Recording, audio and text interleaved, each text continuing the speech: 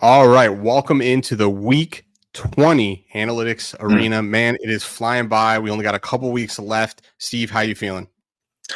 Feeling great. Can't wait to talk about this last week, this upcoming week, and just taking it all in because football's almost over. And damn, this went by fast. Yeah, it always does. Like Steve said, we got a couple weeks left. We're going to break down some last week recap. We're going to talk about upcoming games. We're going to have some picks. So settle in and get ready for Week 20, baby. Give a damn about a hater when I feel like it. Not today, not today, not today, not tomorrow. Get out my way, please. I'm trying to get paid. Not today, not today.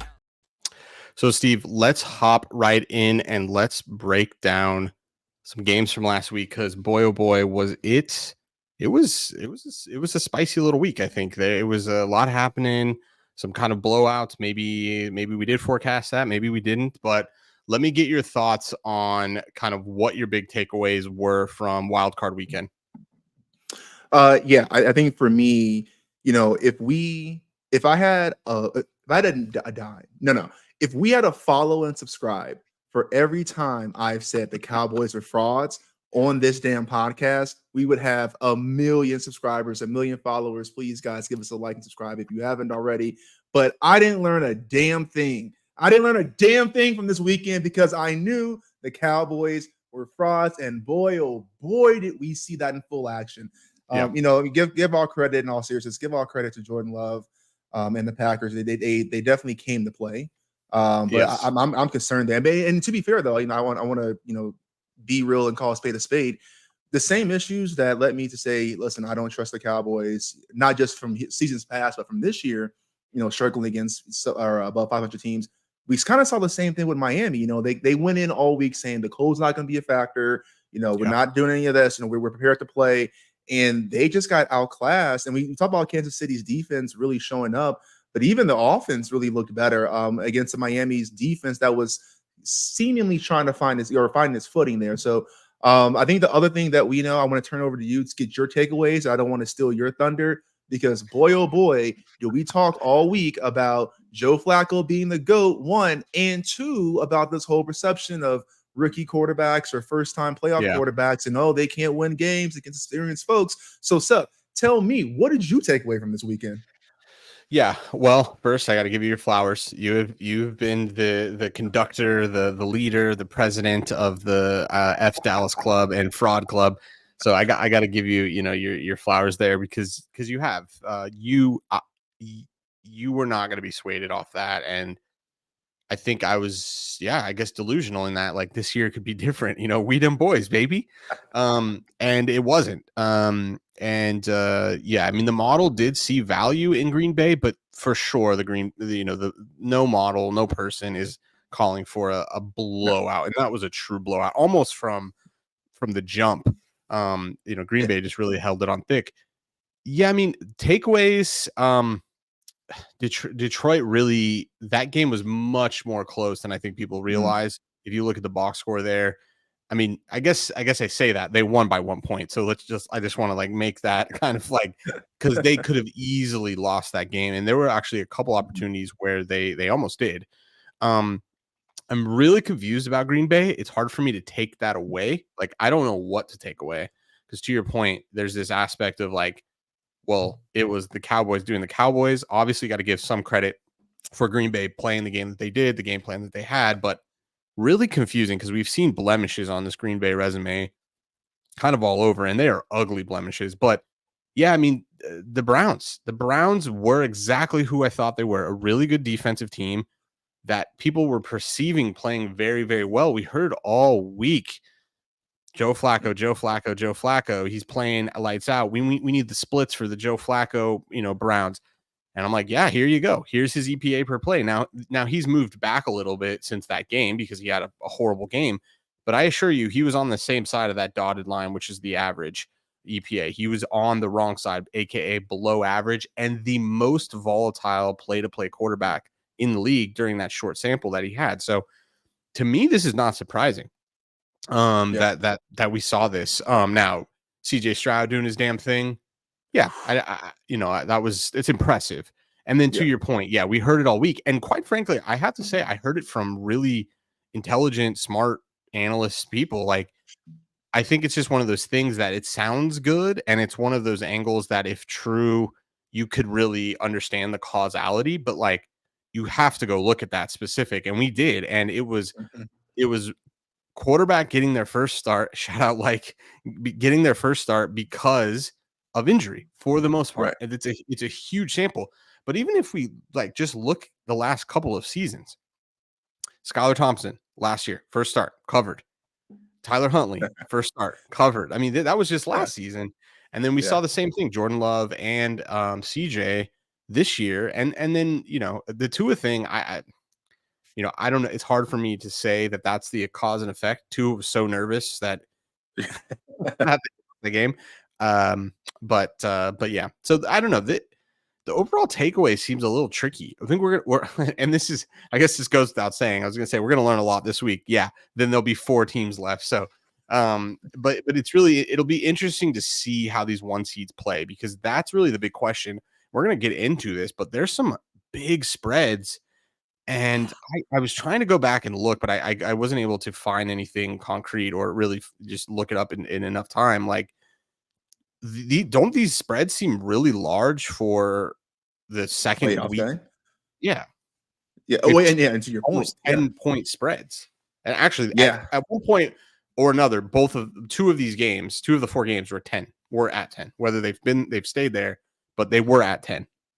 Right. And I think, to what confuses me more too, and I know we'll see more. It's only Wednesday that we're recording this now. We're going to see a lot more over the next couple of days, but double digits point spreads that really haven't moved too far off. Now, 10 to 9.5, we talked about key numbers and whatnot, those are significant movements, but to open at 10 and quite frankly, not move too much like we've seen, that confuses me more because, again, we talk about the Packers, clearly an upset. That's a 7 seed upsetting their 2, which it's only, and this what pisses me off too, because the Packers get to go down in history as the first 7 seed to ever upset a 2, only because the 7 seed only been a thing for like a couple of years now, right? But damn it, another thing under their belt, right? But you see this confusion. The same thing with the Texans. The Texans upsetting the Browns with not great weapons on paper, right? And again, that's no disrespect to Stroud and Nico Collins and Devin Singletary. They're doing their damn thing. But I think you're kind of seeing this dynamic now where you have these traditional powerhouses versus these up and coming teams. And we talked about them on this podcast, right? I mean, we even said the model is going to have a hard time earlier on in the year recognizing how good the Texans actually are. Yeah. And it might take them a while to kind of catch up, because this is a kind of a unique situation, especially throwing a rookie quarterback and how we analyze those things. I think I'm not saying the same methodology for sharps across the board, but I think you see that same kind of thought process is, how do we really quantify him beyond just the stats in terms of a modeling play? And so I'm excited to see these games. I do not think most of these games are going to be a blowout, despite what the spread says, but I do see an opportunity for some of these to kind of get out of hand if one or two things goes wrong. Yeah, and bringing up now, these are the EPA landscape just for the teams remaining, and you can kind of see the Texans. Yeah, in the whole league, they're a little bit above average offensively, but in this cohort, they're actually they're the worst offense. So that'll be interesting. I think that's playing a role here. I agree with you on CJ Stroud. He's played fairly well. Where is CJ? Yeah. So he's on the positive side of EPA, but he's in the volatile quadrant. So if you see Jared Goff there, he's basically 2 spots below, but he's hanging out with Baker Mayfield. Obviously Jared Goff. Like, these are other playoff quarterbacks. Purdy's obviously the most efficient here, and then Jordan Love a little bit ahead, but a little bit lower as far as or more consistent. So yeah, it'll be interesting to see. I know Ras gave out Baltimore -9. So we're kind of, I think usually how that game goes, when a bigger service gives it out, you're really very rarely ever going to see it get back to that number. And for sure, it's almost never going to get below that number. You'd have to see some really big disagreement in the market, which, I mean, we could see, but that's usually pretty rare. there's a lot less games on the board. So I think you're getting more focus across the professional community. What kind of jumps out here to you? I mean, I have to say, like, Green Bay is weirdly way more efficient offensively than I guess I realized. And obviously they've kind of just gotten better a little bit every week, and then they've kind of been on this little bit of a hot streak. But it's confusing to me if that'll be sustainable. And then Jordan Love, really, in my mind, is the tale of two quarterbacks between who he Yeah. was at the beginning of the season and who he is now. Shout out to Kevin. He can't join us tonight, but I mean, I have to speak for Kevin on this in this point. I mean, looking at the stats, this guy is now not even top 5. He's or top 10. He's moved into a top 5 category on an EPA per play. So he's playing very well when we look back and describe that. So what are your thoughts there on that and what this kind of means? You know, we're going to talk specifically about the matchup, but any analysis on, as we reflect on that? Yeah, I mean, first things first, haters are gonna hate, and I am a certified Jordan Love hater. I am the president Hate, hate, of the hate. Jordan Lover hate the play haters ball here. So no, it's definitely not sustainable. But in all seriousness, yeah, I do think you look at this Packers team, and the knock has always say always, but especially this back half of the season, the knock has been the defense has not been able to win games for them Yeah. as they get into crunch time here. You can see right there. Thanks for pulling that up, Seth. The Green Bay defense is in the quadrant of woe. Excuse me. Yeah. Bad against the run, bad against the pass, right? And so that's always been their Achilles heel here, despite Jordan Love's at the bare minimum superficial good play. And if you look a little bit deeper, I think that's actually very real, as we're starting to see. Like you mentioned, he's in the top 5 quarterbacks. And so we talked about it last week, right? We said if this Dallas defense is the defense that they're supposed to be, who is in the quadrant of elites in terms of Yeah. stopping the defense or There they are. stopping the run and the pass, in terms of the EPA per play metric, Green Bay hasn't seen the likes of a Dallas defense, and Jordan Love is going to struggle. And he did nothing but pick that damn defense apart from start to finish. I mean, there was nothing that they can do. And I want to give credit to the whole Green Bay offense because what was it? Aaron Jones, right? Who had 3 touchdowns that game. Yeah. Run or pass, there is nothing this defense can do. And now, to be fair, Green Bay has some explosives, which again, you can credit to their offensive potency. You can credit to the lack of awareness and whatever from Dallas defense, blown coverages and things like that. But at the end of the day, this team moved the ball up and down the field at will. And I think that is partly Dallas, but that goes to speak on how potent this offense can be. And I really don't see why they shouldn't be regarded as a really good offense as we're seeing here. And I'm with you, Seth. I didn't realize how good they were. Now, that being said, though, I don't know. I'm not necessarily ready to believe that they are as potent as we saw against Dallas, against a true elite defense. And I say true, that's my one last dig at Cowboys fans. I'm sorry, your season's over. I'm going to pull off the pedal now. But when we look back at San Francisco, who's the team that's really, really good at stopping that pass. So what's Jordan Love going to do? Now, you look at it here, where can they have a weakness? The running game, right? You can see there, they're definitely below average at run defense per EPA. But, this is Jordan Love, who's supposed to be this top 5 elite quarterback. We're going to see if can he be the man here, or they have the game plan and have a more balanced approach and really put the ball in Aaron's hand or Jones' hands and others to get the job done. Yeah, no, and I think it's astute here. And the thing that jumps out to me here when we dig a little bit deeper here on this, because I think it jumps off the page here. You can see where Green Bay is good against the pass, good against the run on offense. Good running the ball, good passing the ball for this Green Bay offense. But when we move over to look at the defense of San Francisco, I mean, it's basically taken for granted. Green Bay's defense is a little bit shaky, so we're just going to accept that. But when we look at San Francisco's defense, like you just said, good against the pass, struggles against the run. But the interesting thing is the least run on team in the league. This is the team that averaged seeing the least amount of runs against them. And that makes a lot of sense. They played a significant amount of their games in the lead. So it doesn't make sense to be running the ball when you're behind 2 touchdowns. Yeah. But that being said, I think it's going to be crucial for this game plan. And we've seen it. The head coach, he's taking the ball and he is trying to get a score early because that is a pivotal aspect to this game plan. And I think that from a live betting, that could be an angle here.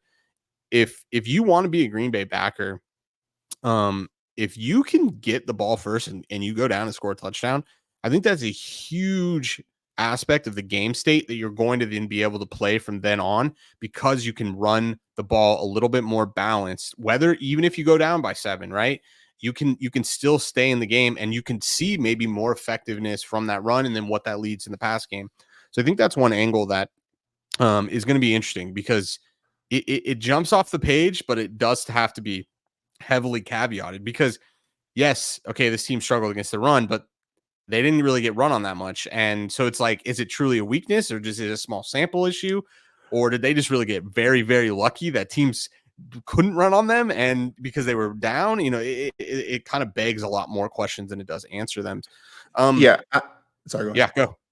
No, I was just saying, just a quick point on that. That is a phenomenal take, and that's something that is not unique. And we talked a couple weeks ago about, the betting angles with live betting, and knowing about how aggressive a coach is. They're going to go for 2 or 1, depending on the score state, and how you can use that to your advantage. But this is definitely something where Matt LaFleur is one of the few coaches in the NFL that does not defer. He receives it when the situation calls for it.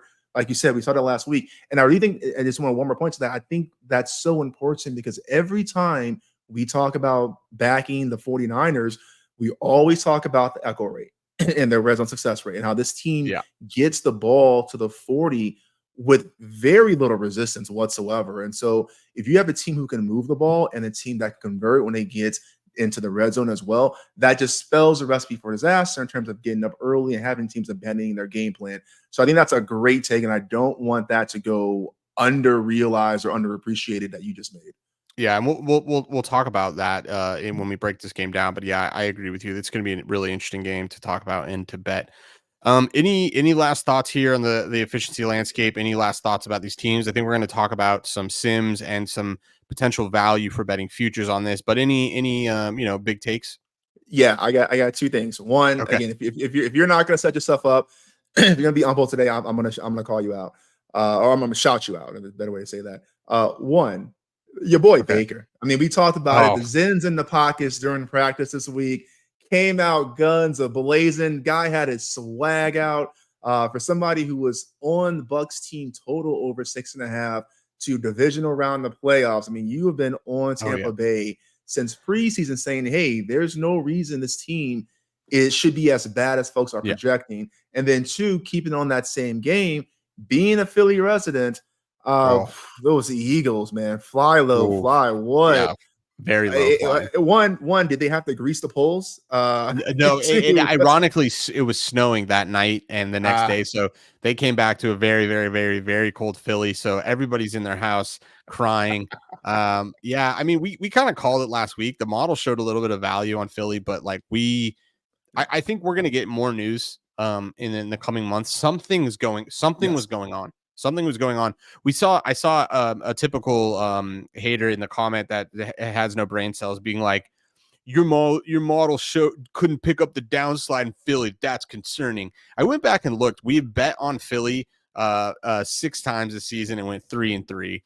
We didn't actually bet that game because we didn't meet our criteria, but I don't expect people to read what we post. And so, yeah, I mean, Philly was a very tale of two halves of the season.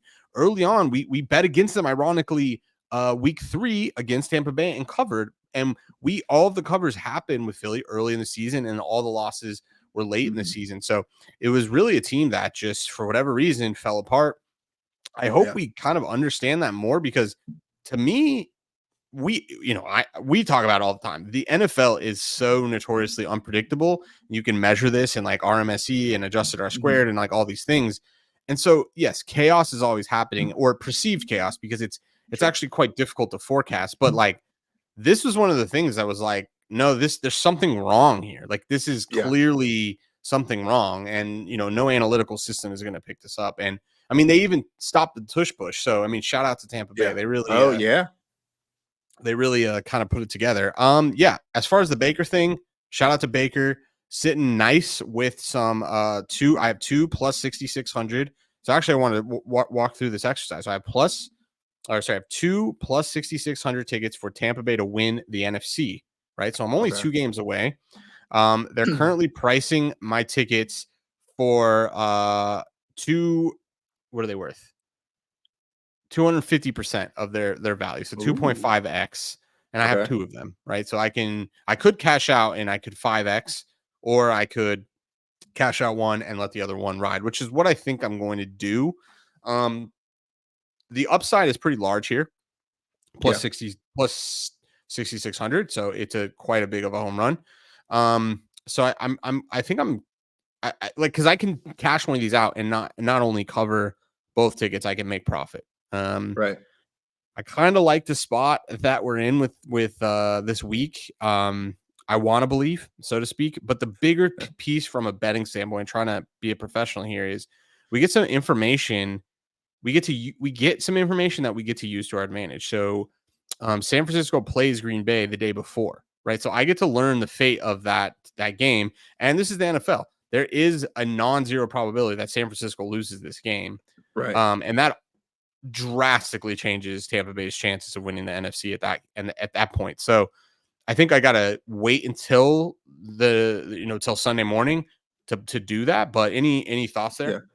Well, yeah, and I want to excuse me. I want to drive that point home because you make a great point that I want to make sure people don't miss. It's not just because San Francisco can lose and that could change Tampa Bay's percentage of winning the NFC in terms of riding this ticket out to the end, i.e., to the Yeah. NFC Championship game. For those who remember, for those at home, these odds are calculated on a real-time basis or after every game basis, and the odds are a reflection of the implied probability. So to Steph's point, if the favorite, i.e. the 49ers, to win the NFC loses, it doesn't just mean Tampa Bay has a better chance, i.e. of winning that particular game if they make it to the conference championship, but that means that odds would also dramatically change if he waits until after the game to cash out before they play the Lions. So that's a very, very smart point, and I'm with you 100%. At worst case scenario, you're definitely waiting until Saturday night, right? But then the question becomes, use the information, right? I get there's no penalty to me unless like Baker gets hit by a bus Sunday morning or something. Like there's no reason to not use the information that I'm going to get. Now, from a probabilistic standpoint, I mean, I'll just try to forecast here. I don't think we're going to see San Francisco lose, but it very much could happen. And we get basically free information. Yeah. Now what you said is the right answer, 100%. But can I just the little voice in the back of my head just wants to speak up a little bit about hypotheticals, right? If this is Tampa versus the 49ers, I think this is a much tougher road ahead, obviously, based off who's projected to be the favorites.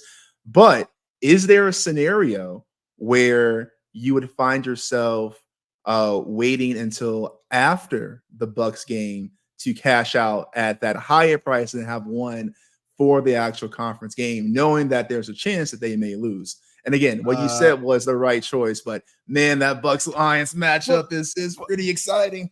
Yes, but this is the double dip methodology. This is why we love it. This is why we've kind of through pain. I mean, I'll throw this back to you. This mostly came from pain of us getting a lot of forecasting right, but then finding ourselves in these situations where we are forced to basically take huge upside off the table and lock up these smaller profits. Well, this is exactly what we dream for. I can lock up profit and keep the upside. I still have a whole ticket that I get to play that game, and if they win, they win, and shout out, that's amazing. But if not, I'm not over here sitting kicking myself like, oh, that sucks. I should have made X amount of dollars.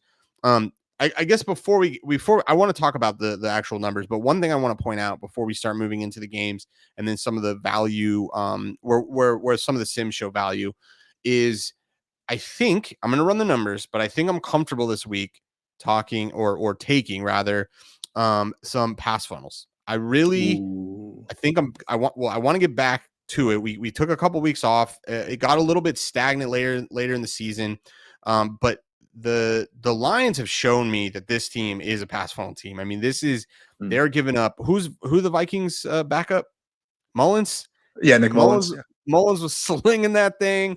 Obviously Stafford was as well, but I think that Baker here in this in this situation really could be taking advantage of these the secondary of Detroit. And so we'll definitely be running sims. There's no numbers up right now, but we will get them here the next couple of days, and we will put them out, assuming that there's going to be expected value.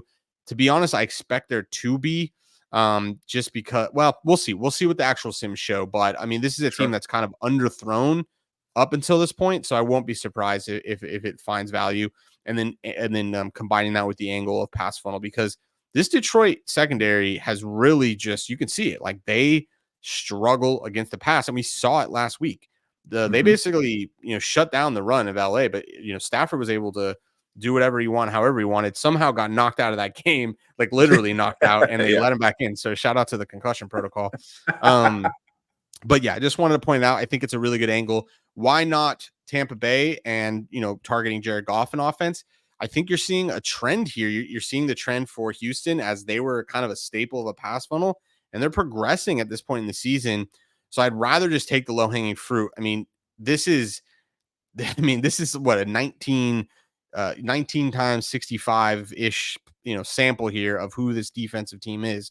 And you can see they are by far basically the poster child sitting there alone for pass funnel. They are damn good against the run, and they are pretty below average against the pass. So just wanted to point that out. Okay. So we went ahead, shout out Unabated. They have a wonderful sim tool. You can put in your own power rating. You can use a couple of market power ratings. We opted for Massey Peabody because we think it has quite a lot of information and is a pretty good play-by-play system that we feel comfortable using. So running the simulations, these are the odds on top for the teams. You can see on the Unabated simulator column, those are the implied odds of them winning the Super Bowl. And then those are the books at which you can bet it, right? And the ones highlighted in green are where there is value, aka there's potential profit to be made.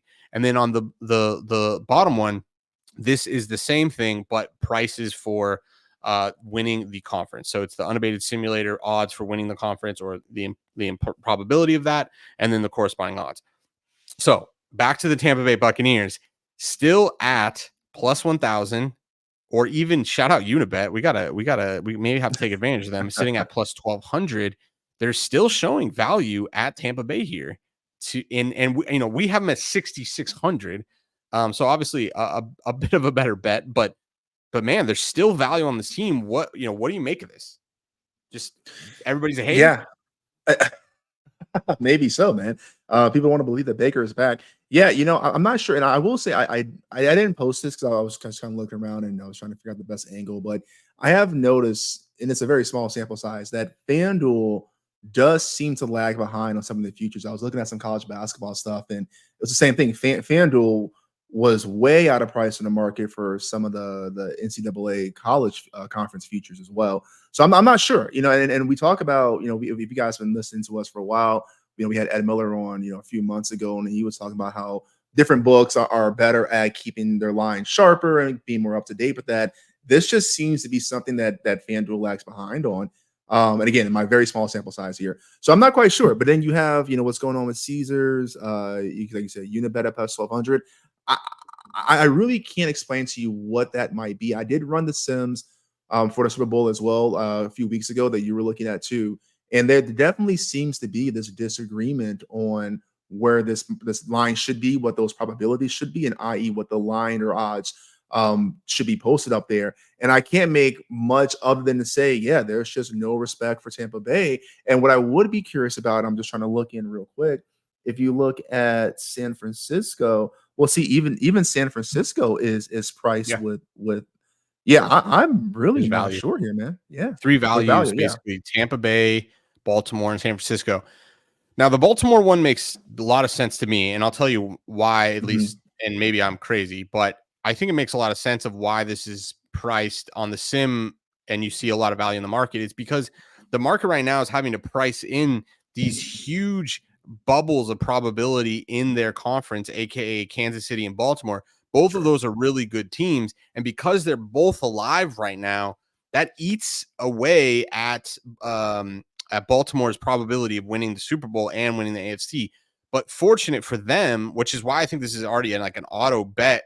We already have tickets, so we're probably not going to bet this. But if you wanted to be a backer specifically for the Super Bowl, assuming Baltimore is going to win this week, which they would obviously have to in order to go to the AFC and then go to the Super Bowl, but Kansas City and Baltimore are playing each other. One of those teams is going to lose, aka that probability has to get siphoned through to the other teams, aka I'm sorry, going to Kansas City and Buffalo, right? Sorry, yeah, I don't know what I said, but Kansas City and Boston, Buffalo are going to play each other, and one of those teams is going to lose, and that whoever loses, their probability of winning has to get distributed amongst all the other teams, and has to get distributed through the AFC for the AFC Championship. So I think you're going to get an automatic bump here, assuming Baltimore wins. Now you get to use time to your benefit here.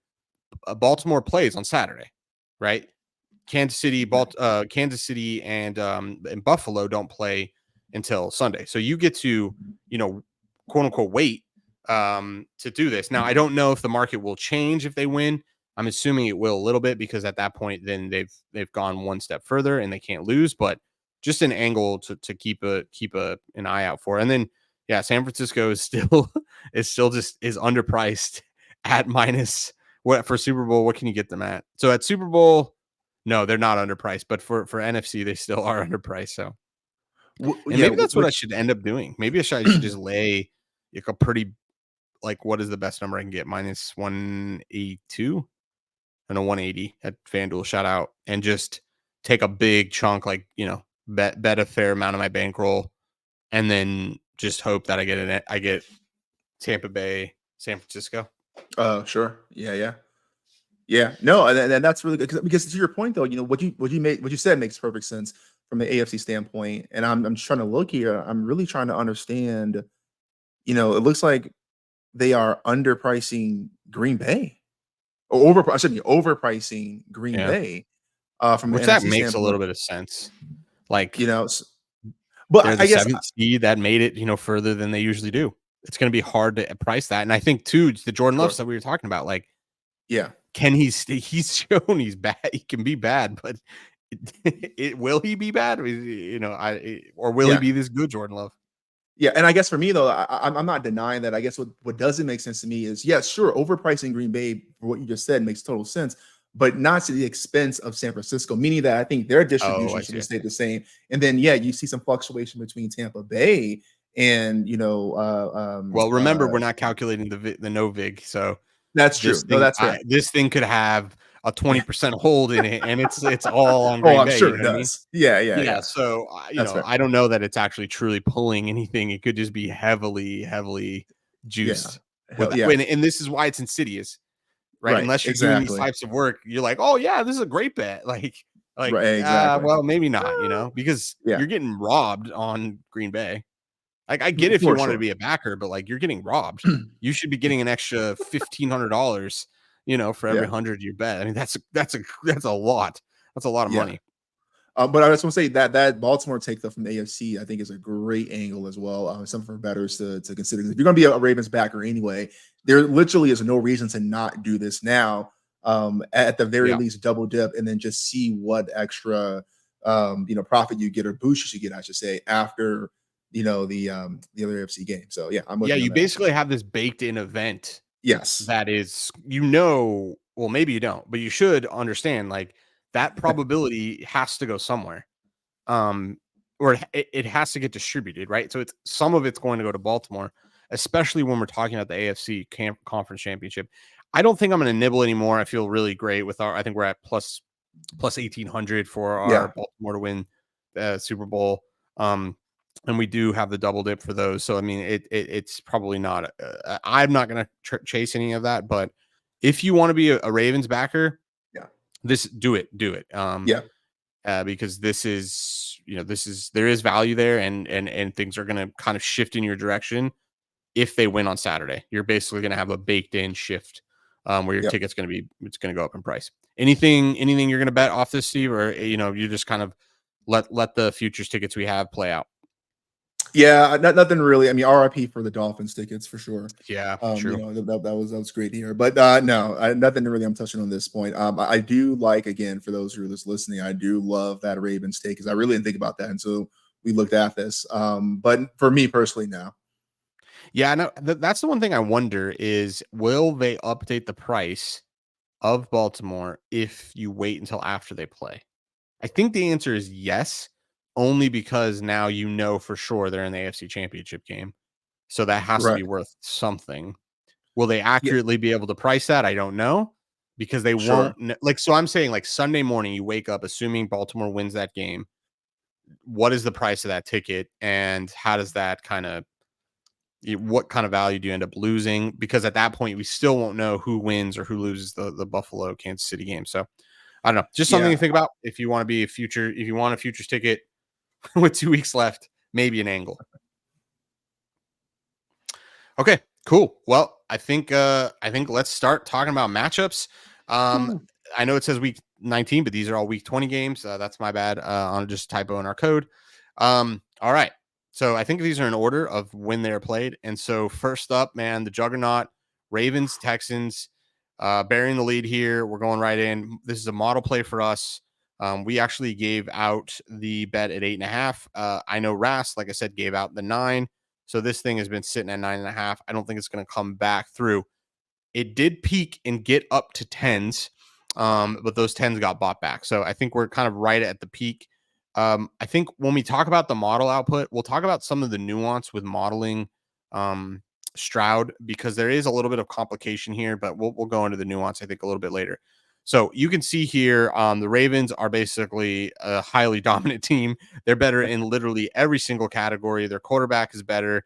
This, just to put it on a scale, I mean, you can see how much better offensively and defensively Baltimore is than the Texans. And so this does feel like the kind of next weight class. Houston's kind of dabbled in this, like dominating the average teams, and good on them. They're a team that everybody thought was going to be below average. That's playing basically average to a little bit above average.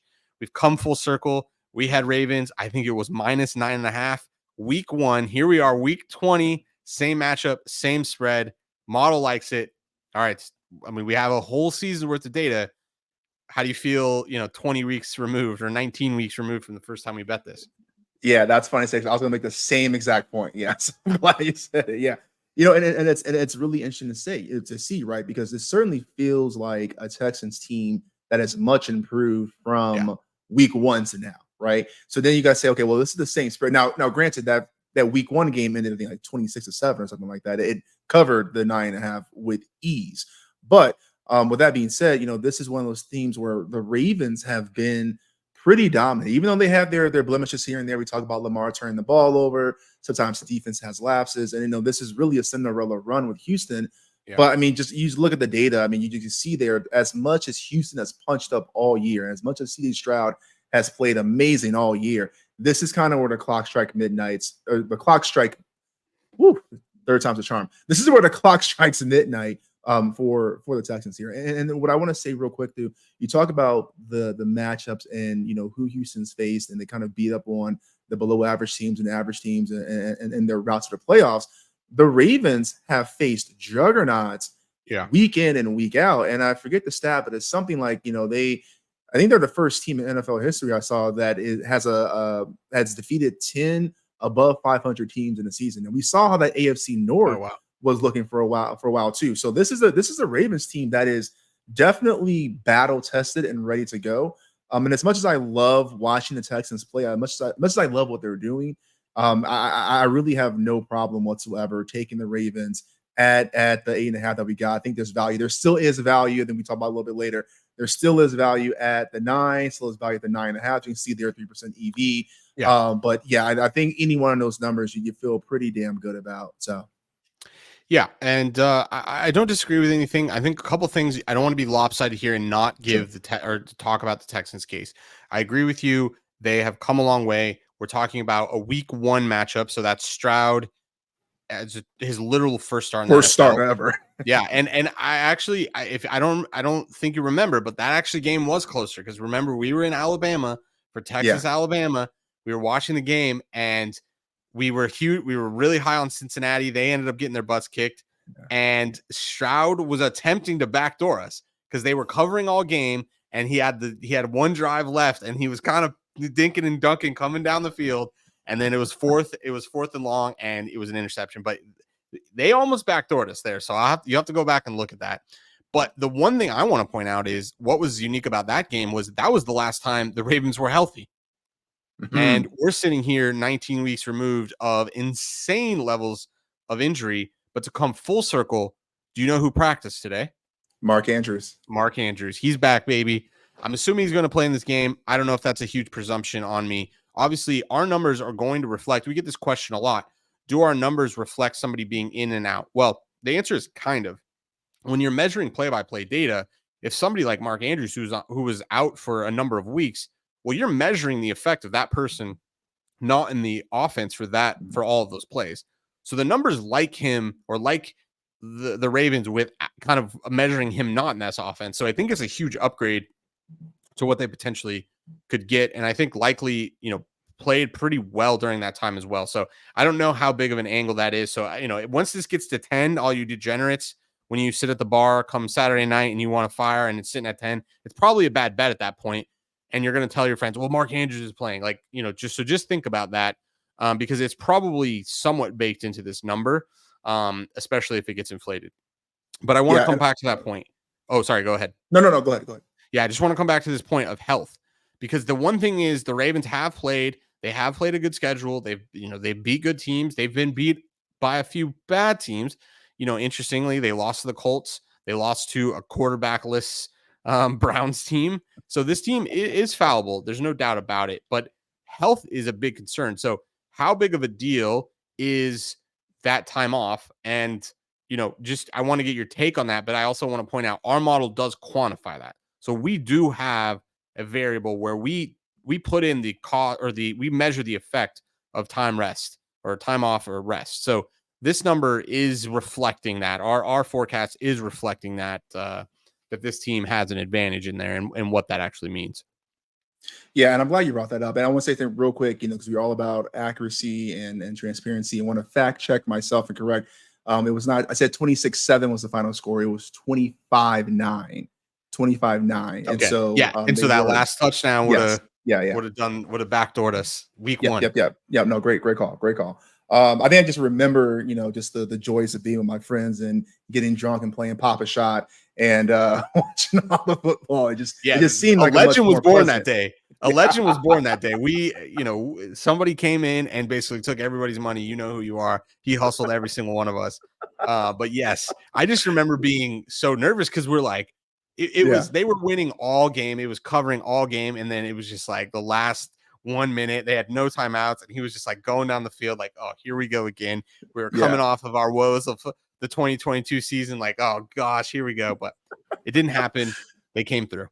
Yeah. And to your point, I'm glad you talk about the rest aspect too, because and being able to quantify that or at least account for it, in what we're doing here, because you hear this all the time, rest versus rust. What is better, especially in the NFL. And I do not think it can be overstated how important rest is going to be, especially to a team that has been depleted throughout the year. I mean, we look at Buffalo. Look how good Buffalo has come along. Now their defense is finally starting to get healthy. That extra time there, I don't think that extra time is going to take Lamar Jackson and make him, Joe Flacco, right? I think you're looking at a team here that, has been pretty well oiled, and that addition from what they get from health will outweigh anything they see from rust. Now, obviously, it's why you play the game, time will tell, and I'm glad we have a factor to look for that. But I think in the Ravens case specifically, I think that rest outweighs any potential concerns whatsoever. Yeah. And I always struggle with the rest versus rust thing because it's like, well, we talk all season, the same talking heads are going to tell you how big of a deal the bye week is. Then all of a sudden, the same bye week is now detrimental. It's poison. It just doesn't make sense to me. And there's no data that can support it, quite frankly. Sure. All of the data do support that rest is a big deal. It's worth about a point, to be frank. So, and then you add that to getting Mark Andrews back, getting healthier on defense, getting healthier on offense. Like you could make this argument, in my opinion, for the 49ers as well, who kind of got banged up on the defensive side. But, I think this rest it could be very, very impactful, and you could even make an argument that it's more impactful than it usually is. Yeah, I don't know. It's really hard for me to want to be a Texans backer here. I get the story, but if you really go and look at this team and who the Texans have beat up on, it seems like the Colts, it's teams like the Jags, it's teams like Tennessee. It's these bottom feeder teams, and then what did we say about Cleveland? People are going to take the wrong thing away from that. What they got wrong about the Cleveland game was Cleveland was not good. They did not have a good quarterback. It's not that Houston went and beat this incredibly good team. That's not actually what happened. And so I don't know. It's very tough for me to be a backer here. Obviously, we're not. We're Ravens backers. Our model likes it. We bet it. We got 8.5, and it's now moved to 9.5. So, and I don't think this thing is going to go backwards. Now, the question becomes: does it get to 10? Does it close at 10? Sure. And the answer might not be bad. It might be no, because I think you're going to see support at a 10. 10 is a huge bump in probability if you can bet it from the dog standpoint. So, yeah, we'll see where this goes. If you want to be a backer, 9.5 is okay. It's less value. And the other thing I will say too is I don't know what's going on and why. I think we'll probably get answers in the next couple weeks, but something's going on at ESPN Bet. So I implore you to just pull up an odds screen, have it open. They have been having issues all week where numbers are just getting thrown up that make no sense. They're completely off market. I've seen people with 6.5s, Ravens minus 6.5. I mean, they're just like, something's going on. I don't know if they're getting hacked. I don't know if they're just high. I don't know, but something's going on at ESPN Bet. So keep an eye out. You may be able to get a bargain number, and not only on this game, but any games that goes for. Yeah, and I think well, it's funny you say like, so I've seen that too. I'm trying to remember, is it Bet 365 or no? It's ESPN Bet, who's owned by Penn, and there's another one on this on our, I think maybe it's the Score. One of those two. One of they're managed by the same. Yeah. Well, yeah, and it's both Penn. They're both subsidiaries of Penn. And because I saw that too, where they were just some wild ass numbers are being thrown, but they're being thrown on both. So to your point, there's something happening underneath. And so if you get those, listen. So just keep an eye out. But Sponsors not your friends. Now I want to say, no, they're not your friends. Can you go back to the landscape for overall? The overall, all teams, all teams, I want to do an exercise just real quick. So to your point about the Texans and not taking the wrong message that the Browns are, they're not so much better than Browns. The Browns are just a bad team with a bad quarterback, or the bad quarterback, like, or at least the a wins. Bad offense. I want to be fair. I'm sorry. Yes, but a bad offense. 100%. Yes. Just real quick, the Texans, right? Wins, Jaguars. Not in the quadrant lead, but right. But to be fair, close. Steelers, right? The Saints, who surprisingly, and again, this is a Saints team that we kind of seen up and down, but that's surprising. The Panthers, but remember, this is reflecting off of the 42-point performance where they finally did their thing. Before that, they didn't cross the threshold, but yeah, I mean, I agree. No, and perfect, thank you. Yep, and the Panthers. And then earlier in the year, I think this is right after Burrow got it, or before Burrow. I forgot where Burrow was in his health again, but they did beat the Bengals. Then you have the Cardinals, the Broncos, and then you have the Titans and Browns. So my point being, to your point, a lot of these teams who are really at that time not in a quadrant of elites. A lot of them in the quadrant of low, Panthers, Broncos, Cardinals, and again, give me some leeway for how these teams were when they played them versus now. But the point being, were much worse then. It got better. But after a season worth of data, knowing who these teams are, right? You get these teams who are just not in the same league as a Ravens team, right? So I guess to your point, like, this is kind of going back and looking at two different tiers of teams here. And again, I'm loving what Houston's doing, but this is why I do believe they're going to meet their match here, because Ravens they're just a different class.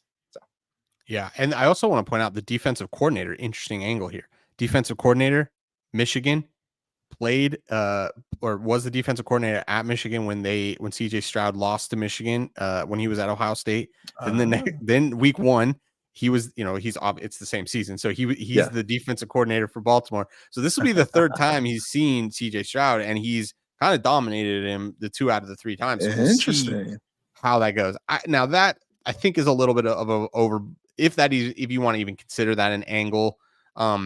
Because so what about the guy that saw, who was in the Colts division every year playing Peyton Manning and couldn't do anything against him?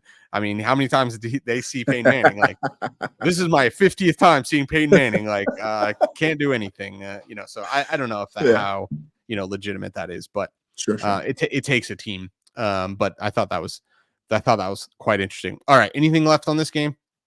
No, I'm looking forward to it though. Baltimore -8.5 is what we got. You can bet a 9.5 if you want it. There's still value up until that 10.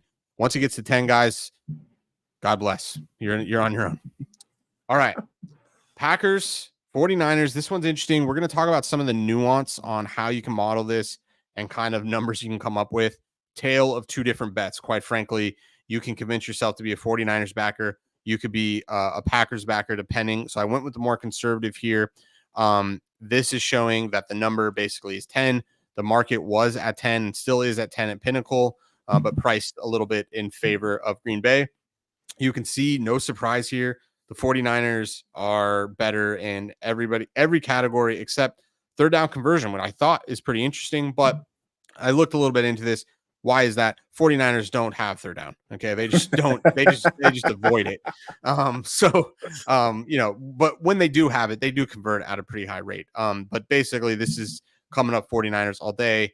Open to 9.5, got as high as 10, got bought back down. What are your thoughts here? I know you got to hate on the Packers as a Bears fan, but is in your mind there any chance whatsoever the Packers can win this game or cover? Yeah, I mean, so yes, first, hate. The Packers suck. Now, not out the way. Yeah, I do think there is a chance, at the back door and really even the front door, if I'm being quite honest. So I think it's a very likely chance. No, not at all. But we've seen time and time again, Aaron Jones. Now, a lot of it's been Aaron Jones and AJ Dillon kind of doing that tandem thing. But we've seen this run game absolutely dominate and take over for the Packers offense. And like we talked about, if the Packers can get that ball first and kind of set the tone and keep the tone, we'll see. Now, what we talked about last week, right? You made a great point. I still think it's true, despite Dallas's crappy play, was the defense is a liability, right? We thought Dak was going to slice it up because, quite frankly, you look at the defensive points above average. You look at the moving average for the defense there. These are not where you want to be, but you want negative numbers on this side of the ball. And you see Packers there at 1.03 and 0.66 respectively, right? And so we talk about it, and I had to say it again. Look at that offensive success rate. Look at that alco rate. Look at that red zone success rate, right? This is a team where if the Packers have a defensive liability, it is going to show in this game. And so while they can do this for the first half, if that defense, Green Bay defense, lets up at all, no, you have to switch that game plan at some point, and you play right into San Francisco's strength. So for me, yes, is there a possibility? Sure. It can Green Bay game plan like they did for Dallas? Never say never. But what I'm actually looking for, the angle I'll probably be taking for this game, is hoping Green Bay does win the coin toss, trying to get the 49ers under. 49er. Yeah. So if Green Bay can start off with a field goal or something like that, and I can get 49ers at 6.5 or 7 even, I'm taking that. Now, obviously, I would love the 6.5 over 7, but I really do think there's a lot more value there. Now, I do want to turn it back over to you to ask you the same question, because we have this conundrum on who is Jordan Love. And I mean that from a modeling standpoint of, should he be treated like a rookie all year, i.e. not his own person, or should he be treated as his own person all year long? And because that goes into the question here. Yeah, 100%. And I want to point out before I answer that, you called out the echo rate here, and look how high the echo rate is for the Packers. I'm very surprised by that. 55% of drives getting at least to the 40. So that kind of leads here into my answer as I kind of dig a little bit deeper here. So to your question, and ironically, both of these quarterbacks are really interesting cases. Why? They have Jordan Love has 12 away starts and Purdy has 14 home starts. Okay, so our criteria and our cutoff is for basically 6 home and away starts. So once you're in out, once you get to your 12th start, basically you can think of it that way. Then you become your own person. So what these numbers reflect are us saying who are these quarterbacks for all of their data, meaning we never have a rookie category. We just say who are they for every game they played. Who are they? You get this 10. Now, that's using the most data. So I kind of consider that the most conservative because you have the data, use it. Now, what our baseline methodology is to not do that. We purposely bucket people with or teams with low starts into this rookie bucket, and we do that for the 6 starts. If you do that, this number goes from -10 +10 to -5 +5, meaning insane value for the Packers. And again, that method is actually pretty vetted. We use that week in and week out, and it really likes the Packers in this spot. I've gone back and forth. What I ended up doing, we didn't end up giving it out to our board members. Shout out if you're watching. We gave you the raw output. So if you go to the output page, you've seen this, and I'm sure it may be a little bit confusing. And there's a little bit of a write-up on the output, but this is a kind of bet at your own risk. To tell you what I've done with my money is there were 10s in the market at -110. Me knowing, okay, well, I can model it these 2 different ways, and I get these 2 different answers.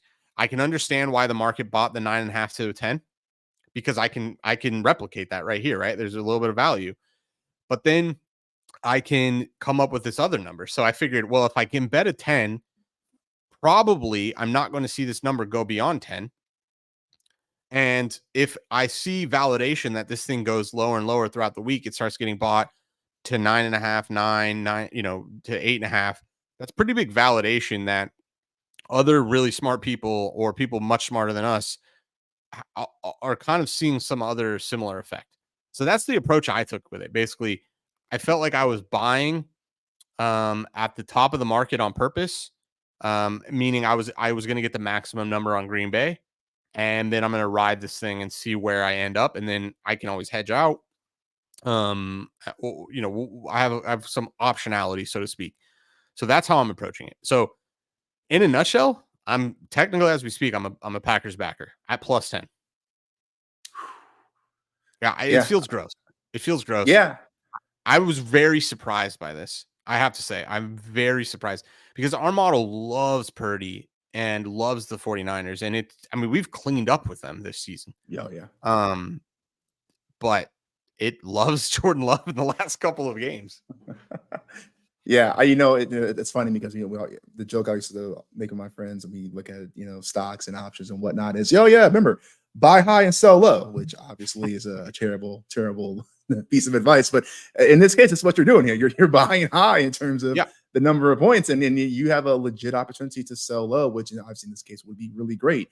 And not that you would sell that ticket, but sure, but I'll have optionality, or at least I'll be sitting with closing line value, right? So and that's what I'm looking for. I can do whatever I want at that point. So that was my strategy. So when it was at 10 plus 10 minus 110, I grabbed it. Yeah, that's smart. I don't know. This does feel like a conundrum because I can very much see a game where 49ers win by 21 points. The defense is just such a liability here. Right. And I think unlike last week, I think you have a legitimate chance of that showing up. Again, but that's where me and you maybe disagree because I still think Dallas is a good offense. I guess I got to give me a Dallas jersey. I can't, you can measure how effective this offense was. So it's like, how are they able to have success against that offense? But I know your answer. It's because Dak sucks and they suck and this is what they do. So it's like, it's I don't know. I go back and forth. We'll just see. Like, this to me is just like, I felt like I had a pulse on what the market was doing and why it bought it.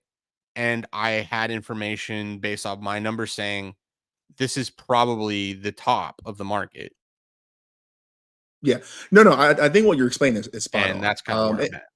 Yeah, and I think just to clarify, when I say to go against this defense, I meant the Green Bay defense being the thing that might show up as the Achilles heel. Going Yeah, back, yeah, say, yeah. That's what I'm Dak just saying. sucks. But they were Okay, yeah, able to have success against a potent Dallas Cowboys Dallas offense. offense. Yeah, yeah. What I would call potent. Sure. Now, with that being said, very smart analysis. I think you're spot on, and it makes a logical sense. You've lost a friend today, but it makes logical sense. So we not them boys anymore. I'm gonna get a jersey with your name on it, but it's gonna be a Dallas Cowboys jersey. jersey. Yeah. So it's like All right. Any other final thoughts on this? I'm with you. I don't disagree here. I mean, I think this is a tricky spot. That's why we didn't give it out. This is like deep in the lab, like trying to cook some stuff together. You're probably better off just not touching this game, because we basically make it two different opposing bets. Unless you're crazy, and then you can bet a -9. Although you can't win both, right? If you bet a 9.5 right now, and you had a +10, you couldn't win both. Oh, sure. Yeah. Right? Because you could push one and win one, but Right. not win both. All right. Any other thoughts on this? No. Excited for this game though, for sure. Yeah, it'll be interesting. I think you're right though. Try to get a lower 49ers could be an interesting angle. Okay, two games left. Lions, Buccaneers. This is obviously in Detroit. Buccaneers have kind of come alive. This we make the number 6. The market opened at 6. Has been bought up to 6.5. Doesn't really change the expected value at all. Obviously on the both ends, really, it's kind of the same game.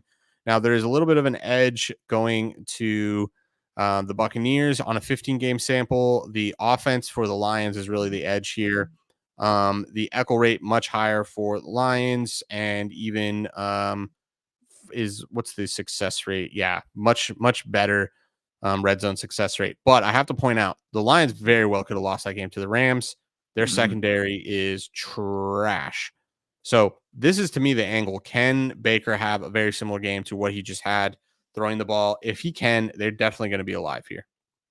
Yeah, I mean, I 100% agree with that. And you look at this team. We talked about the last week where the Rams and the Lions were essentially the same team in terms of the offensive and defensive EPA per play, overall metrics, right? And then you get to Tampa Bay, and Tampa Bay is in that similar sort of category where not quite as good offensively, but also better defensively. And so, what's going to give? And if you look at a game where Stafford damn near could have won that. In the waning moments, I think you see a Bucs team that's hot, that's playing loose. Baker's gotten that confidence and swag back. This is a team that I'm afraid of. I mean, honestly, both these teams I'm afraid of punching up and getting hot when it matters most. So, yeah, looking at it here, I am a little bit. I mean, I definitely see. Obviously, it's not 7 there, but I am a little bit surprised to see this moving. In this favor, I can't imagine this game gets to 7. Because I think to me that these teams are a lot closer. Now, again, this is why we model and not just use our guts and thoughts and eye tests and whatnot, because we clearly see the model puts this at 6 flat. But that to me, I think is surprising. I think these teams are far more similar than what I expected the spread to be. Yeah, I mean, maybe I'm just crazy. No, you're not crazy. I mean, we make the number 6 open at 6, so we don't really perceive any value. I did go ahead and try to, look forward here. So at the 6.5 and at the 7, your win probability is 51%. If you make the number 6 and you can get a 7 or a +6.5 or a +7, it's not a bad bet, but it's a bad bet at 52.38 prices. So really you're in the search of a 7.5, and that's when you get a bump in expected value. I definitely agree. We're not going to see that. So I don't think it really changes things too much. If you want to be a Tampa Bay backer, if you see a 7. Now, if you want to be a Detroit backer, the opposite is true. The 6.5 is a huge key aspect of this, because it goes from winning at that 1 touchdown to now pushing at a 7, and then at 7.5 covering, two possessions. So, if you want to be a Lions backer, 6.5, maybe, maybe the last time. I'm with you though. I don't think this goes past the 6.5. Yeah, no, I can't see that. Now, I will say though, just taking off the analytics hat and just looking as an NFL fan, even as a Bears fan, as an NFC North rival, this is a feel good story. I mean, the It Lions' really is.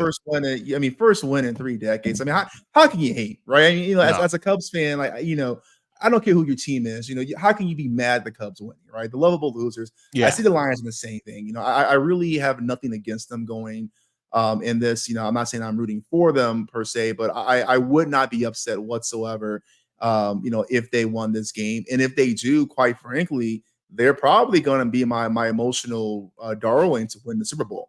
I'm not going to Yeah. put money on them, but they would be Yeah. my Yeah. Yeah. emotional darling, to finally get a chip. But yeah, I think going through. I want to say real quick. I saw a really funny. So Todd Bowles had a press conference, and one of the reporters like, "Hey, how are you going to prepare for the cold weather in Detroit, and how are you going to adjust, for your team?"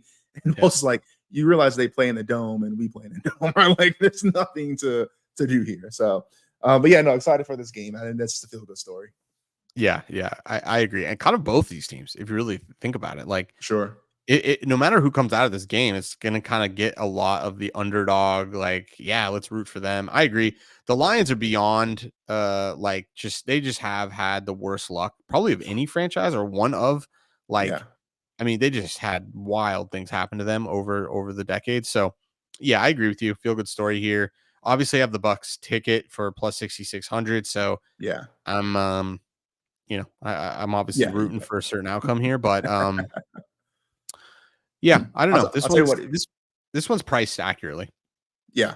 No, and that's fair. And I will say though, to your point, to be so bad, be so historically bad that you have two generational superstars retire in near their prime in Barry Sanders and Calvin Johnson in one organization. That is insane.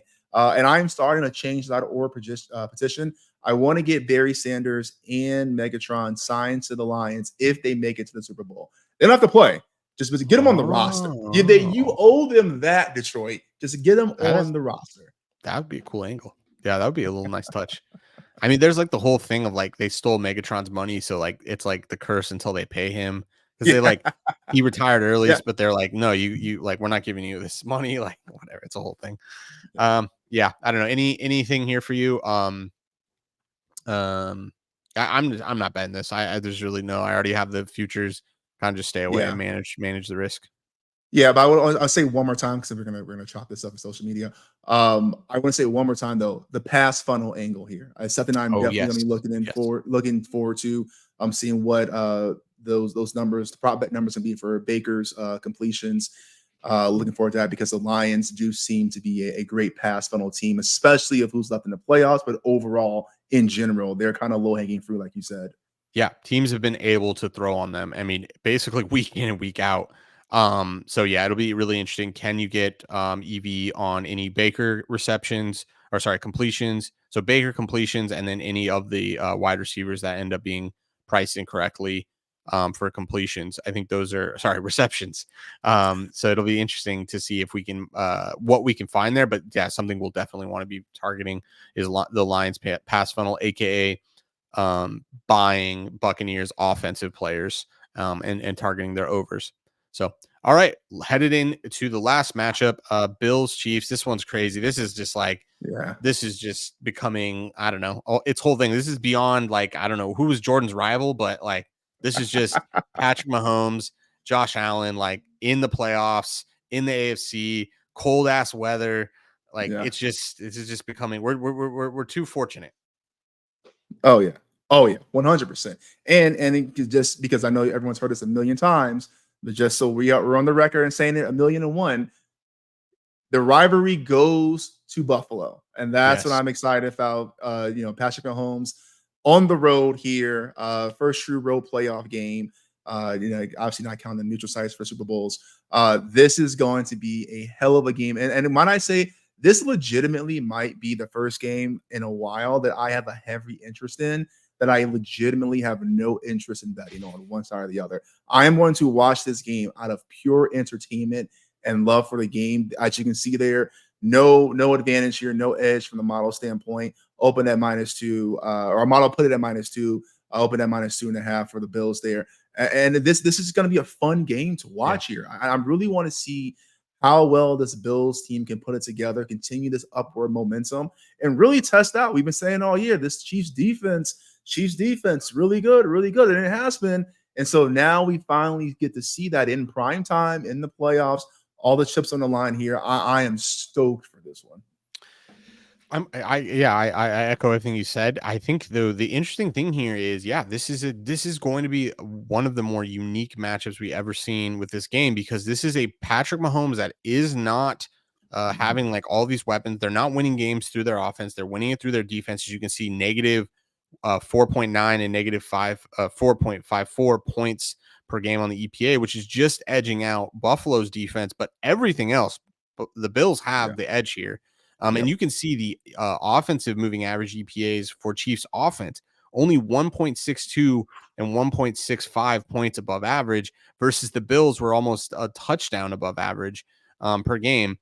The only thing in my mind that's making this game even remotely close is, and this was the same thing last week, but it's going to be true this week, it's Patrick Mahomes.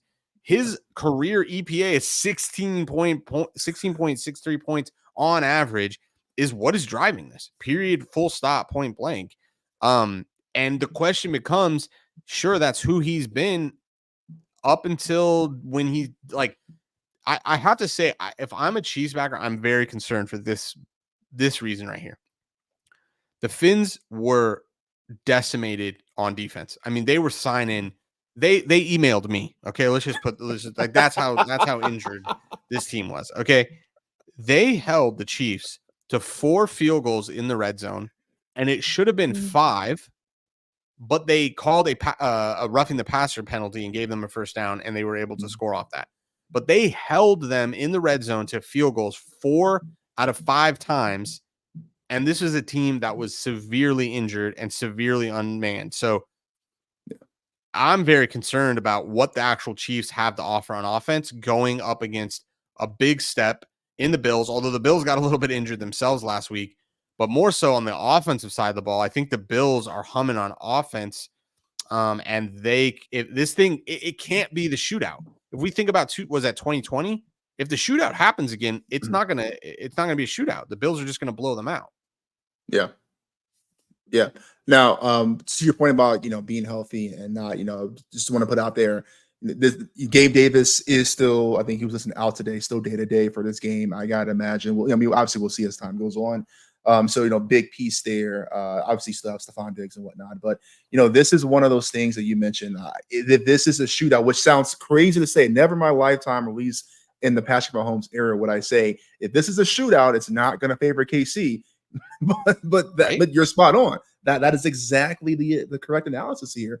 Because they're just not built for that. We talked about the drops. We talked about the mental mistakes. We talked about all the Kadarius Toney plays and the offsides and whatnot.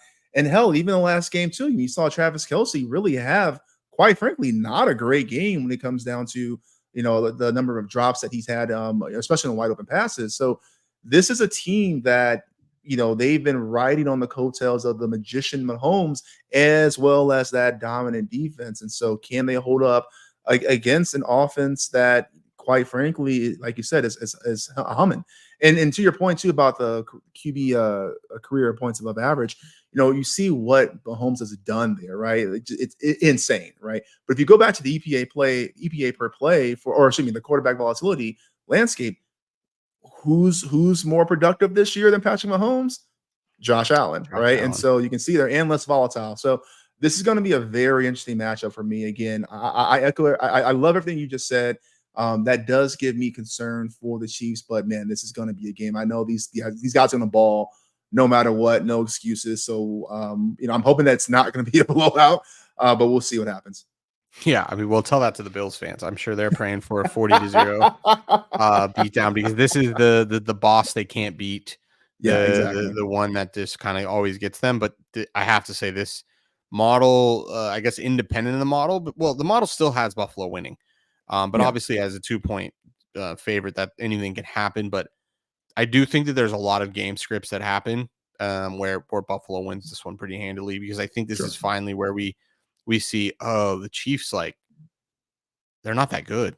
Like, we finally are like, they weren't good offensively. I mean, this is getting crazy. I mean, you can't. It doesn't. I mean, they're definitely in a weird quadrant that we've never seen them in on this playoff one. But let's zoom out on every team. This team is inching closer and closer offensively to average, and wanting to cross that threshold. We have never seen a Chiefs offense like that ever. Yeah. Not since Patrick Mahomes has been the starter. So Right. I don't know. Yeah. I struggle to want to be a Chiefs backer here. I think dark times might be ahead this weekend.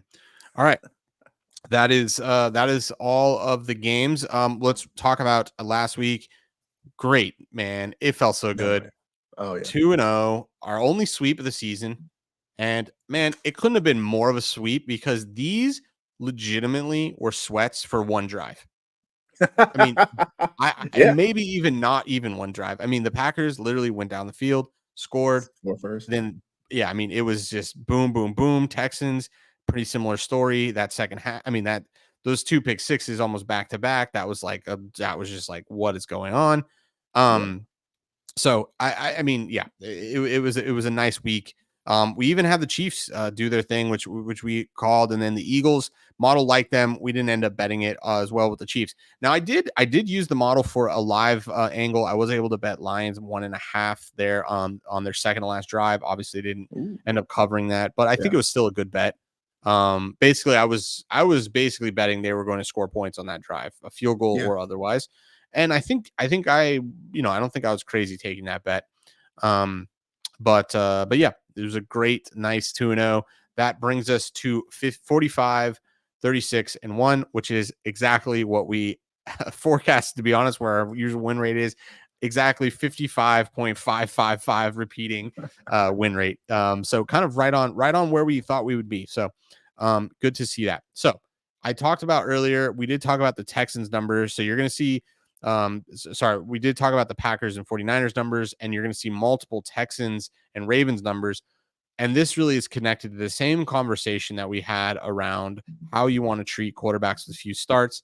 CJ Stroud is even more of a unique case because he has even less starts. He literally has exactly 8 starts. So he only has 2 games contributing to some of these. So the 2-game estimate is how you get to -12. If you use all of his games, that's how you get to -10. And if you just say, you know what, 8, we're going to convert it all the way to 8 starts. That's what a rookie is. Then that's how you get to the 11. So if you blend those together, that's how we felt comfortable taking the Ravens in the spot, because basically no matter what you do with Stroud and his numbers, this is a good bet. Now, you don't see that obviously with the Packers. So you can see that one at the top, 13%. That is the one where we're using every start past his 6th start as Jordan Love contributing his data. He's obviously got hot late. So if you want to believe that, then the Packers numbers have extreme value.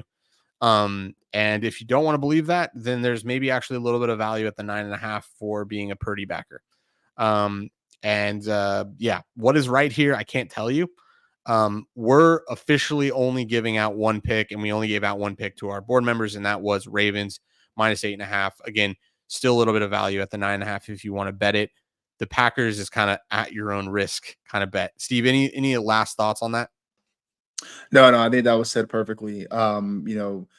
This is going to be very interesting. I'm really, really excited to see how this whole thing plays out. And I'm really excited I know the season's not over yet, but just kind of comparing, the process and the methodology this year versus last year, and how, this is definitely proven to be the right direction and only continue to get better. So, looking forward to this. We have seen year in and year out really strong play, especially when we get to the playoffs, which again, I'm salty of because, the Packers are on the board, and I'm never going to wish against the model by any means. Don't get me wrong, but I am going to be in my feelings for, a couple of days here. Well, this one you get to you have an out, right? Because it's like, we know it's a noisy signal. So the true professional is just probably not betting this, right? Unless you have this weird angle. And I think this does I think this is kind of one of them where it's like, you kind of know you're at the top of one of the estimates. So you're kind of incentivized to just buy there and just see what happens, because it's probably not going to go further. And if you just end up right where you started, just sell the ticket if you don't want it. And if you see a bunch of the market agree with you, you see a ton of closing line value. So that's kind of how I'm approaching it. But yeah, I'm with you. That one's interesting. I'm really interested to see how the Ravens can do, because I've been saying this. Like I'm psyched we have Ravens tickets for Super Bowl, but like Lamar has done some wild stuff where he like flips the switch and he just sucks for like multiple drives, multiple quarters, sometimes the whole game. And like, it doesn't seem to be it doesn't seem to be imposed by the opponent. It seems to be a self-inflicted thing where he just like makes mistakes. Like he hits his own hip with the ball and fumble. Like it's this weird like stuff. So I'm a little bit, I guess I got the yips. And a 9.5 point spread, even if you got 8.5, like that's a big spread. And the Texans have come a long way since week 1. We went through the schedule. I think maybe that does make me feel better. Like, okay, they came a long way, but they just like basically beat up on bottom feeder teams. So I don't know. I'm excited. I'm excited to see what we get with that bet. And and kind of what happens. I think we're gonna have some pretty good games. Shout out, we get NFL on Saturday, which I'm a big fan of. Overall, I'm excited for week 20. Anything else for the beautiful people before we get out of here? No, I just want to again say thank you all for all the support and love. We'll be posting more stuff, looking to get more on YouTube. We get a video series going on, some educational stuff. Obviously, we'll post our clips here, the podcast here. Let us know in the comments this content you want to see. If you're on here, you're a real one, and we appreciate you, and we want to make sure we're giving you what you want to see here. So, other than that, that's all I got, man. Okay, yeah, that reminds me. So we said that, or I said I was going to give $100 to somebody if the Browns made it past the second round. Well, I was right, and they didn't even make it past the first round. But I went back. There are 2 people in the comments that left some pretty good comments. So I decided I'm going to give them each $50. I've messaged these people, but I haven't heard anything back. So you got to let me know how I can pay you. So I'm going to pay 2 people $50. They supported. I want to get back to the community. And it's kind of, it's just like, people support us, we support them, and, helps us build our community. So shout out to those people. Just follow up with me on the comment and I will get you your money. All right, Steve, that's it. That's all we got. One official pick this week, Ravens -8.5. You can still bet it at 9. We feel comfortable there, but I would not touch this thing after 10. We're going to enjoy the few last moments we have of the NFL, and man, we'll see you all next week. Take care. Later.